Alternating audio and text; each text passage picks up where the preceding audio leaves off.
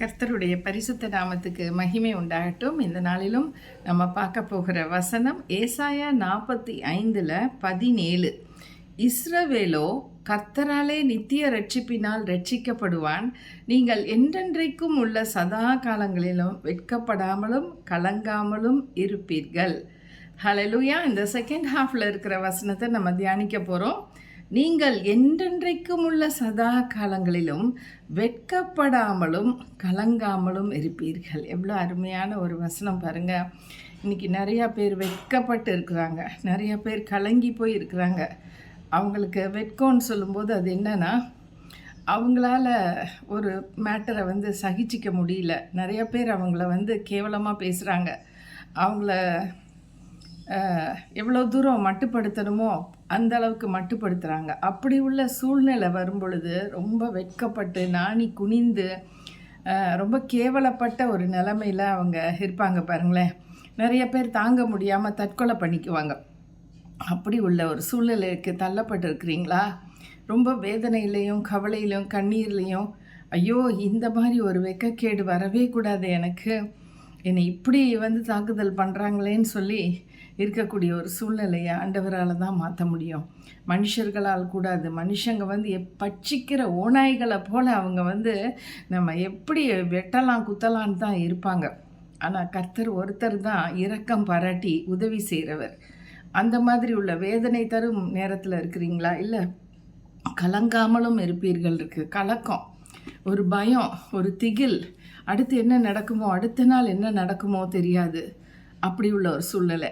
என்னோடய ஸ்டூடெண்ட் ஒருத்தங்க, கார்த்திகான்னு பேர். அவங்களுக்கு நல்ல பெரிய பணக்கார வீட்டு குடும்பம். ஆனால் பார்த்திங்கன்னா அவங்க அப்பா நிறைய இடத்துல கடன் வாங்கி தான் பெரிய பெரிய ஸ்தாபனங்களை உருவாக்குனார். அவங்கக்கிட்ட இல்லாதது எதுவுமே இல்லை. அந்தளவுக்கு ஒரு பெரிய பணம் வசதி உள்ளவங்க தான்.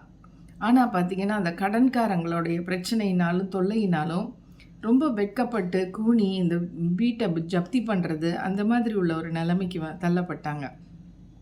அவங்களுக்கு உதவி செய்கிறதுக்கு யாருமே இல்லை. அப்போ அந்த பொண்ணு அடுத்த நாள் ரொம்ப சோகமாக கிளாஸில் இருக்கும்போது அவளை நான் கேட்டேன், என்ன பாப்பா, ஏன் இப்படி இருக்கிற? இப்படி இருக்க மாட்டியே, நல்லா சிரிச்சிட்டு இருக்க பொண்ணு, நீ ஏன் ரொம்ப துக்கமாக இருக்கேன்னு. இன்றைக்கி நைட்டு எங்கள் அப்பா விஷம் கொடுத்து நாங்கள் எல்லாருமே சாக போகிறோம். எங்களுக்கு ஒரு மோசடி ஆகிருக்கு. எங்களோட இந்த காசு கொடுத்தவங்க எல்லாம் கேட்குறாங்க, கடன், நாங்கள் ரொம்ப கடன் பட்டுட்டோம்.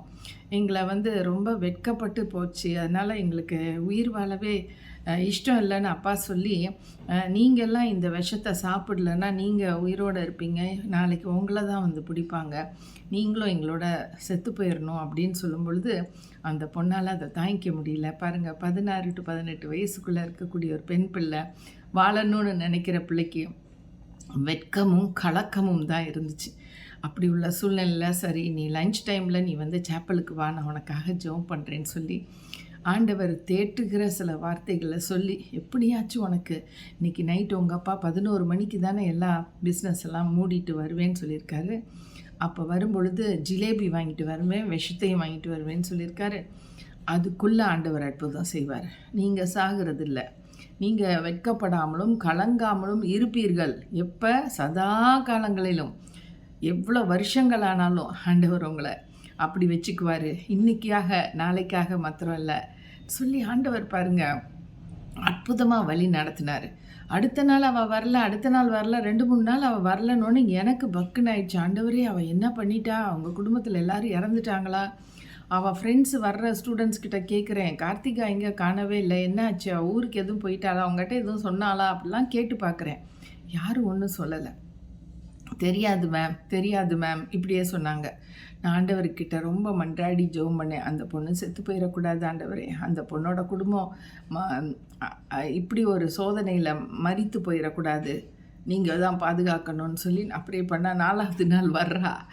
எனக்கு ஒரே சந்தோஷம். அவளை பார்த்த உடனே திருப்பி சாப்பலுக்கு வான்னு சொல்லிட்டு லஞ்ச் டைமில் அவகிட்ட உட்காந்து நான் பேசுகிறேன். அவள் சொன்னா, எங்கள் சித்தப்பா ஒரு மஞ்சப்பையில் நிறையா ரூபாய் எடுத்துகிட்டு வந்தார் மேம். அவர் சொல்லி, இதை கடனாளிகளுக்கு கொஞ்சமானு கொடுங்க, அப்புறம் நம்ம எப்படியாச்சும் சமாளிக்கலாம், எந்த ஒரு தவறான ஒரு முடிவு மாத்திரம் எடுத்துடாதீங்கன்னு சொல்லிட்டு அவர் தீர்க்கதரிசி மாதிரி கொடுத்துட்டு போயிருக்கார் பாருங்கள். அதை பார்த்த உடனே அந்த கார்த்திகோடைய அப்பா சாகிறத விட்டுட்டு சரி நம்ம வாழ்வோம் அப்படின்னு சொல்லி இந்த காரியங்கள் கர்த்தர் செஞ்சுருக்காரு பாருங்க. நம்ம இந்த நேரத்தில் போய் உள்ளே நுழைய முடியுமா? அந்த வீட்டுக்குள்ளே போய் எதுவும் பேச முடியுமா? தற்கொலையெல்லாம் பண்ணாதீங்க, பிள்ளைங்கள சாகடிச்சிடாதீங்கன்னு சொல்ல முடியுமா? ஆனால் ஆண்டவர் சொன்னார்.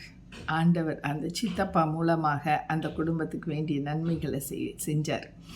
இன்றைக்கி நம்மளுக்கும் அந்த மாதிரி உள்ள சோதனை உள்ள நேரமாக இருக்கலாம். ஆனால் இந்த சோதனை நம்ம வாழ்க்கையை பிடிங்கிடக்கூடாது. நம்ம அவசரப்பட்டு எந்த தவறான முடிவுக்கும் போகக்கூடாது. ஆண்டவர் ஒருத்தர் இருக்கார், நம்மளை தூக்கி எடுக்கிறதுக்கு அவர் வல்லமை உள்ளவராக இருக்கிறார். அவர் இடத்துல நம்ம கேட்போம், ஜெபிக்கலாம். நல்ல ஆண்டவரே உமக்கு ஸ்தோத்திரம். இந்த நாளிலும் கூட ஆண்டவரே, கலக்கத்தினாலோ வெட்கத்தினாலோ ஆண்டவரே மடிந்து போய் இருக்கக்கூடிய ஒரு சூழ்நிலையில் இருதயம் நொந்து வேதனையோடு இருக்கக்கூடிய சகோதர சகோதரிகளை நோக்கி பாருங்கப்பா. அவங்களுக்கு வேண்டிய ஞானத்தை கொடுங்க, பொறுமையை கொடுங்க ராஜா. ஏதாச்சும் ஒரு விதத்தில் அவங்களுக்கு உதவி செய்யுங்கப்பா. உதவி செய்கிறதுக்கு உங்களை தவிர்த்து வேறு யாருமே இல்லை. நீங்கள் யாரை கொண்டு அற்புதங்களை செய்ய முடியுமோ அவங்கள கொண்டு செய்யுங்க. அவங்களோட பேசுங்க, இடைப்படுங்க. இப்படி இருக்கிற குடும்பங்கள் கண்ணீரோடு வேதனையோடு அப்பா தற்கொலைங்கிற நிலைக்கு மாத்திரம் போயிடவே கூடாது ராஜா. நீங்கள் தடுத்து நிறுத்தணும்ப்பா, தடுத்து நிறுத்தணும். ஒரு ஜீவனும் வீணாக போகக்கூடாது ராஜா. நமக்கு நன்றி தகப்பனே. உங்களை சதா காலங்களிலும் ஆண்டவரே நீங்கள் சொல்லியிருக்க வார்த்தையின்படி நாங்கள் சொல்லி ஜெபிக்கலாம்.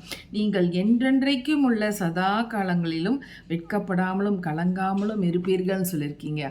ஆமாண்டவரே, ஒரு நாள் அவங்க இனிமேல் வெட்கப்பட மாட்டாங்க, கலங்க மாட்டாங்க. கர்த்தர் இருக்கிறீங்க, நீங்கள் பார்த்துக்குங்க. இயேசுவின் நாமத்தில் கேட்கிறோம் நல்ல பிதாவே, ஆமென். Thank you friends and God bless you all.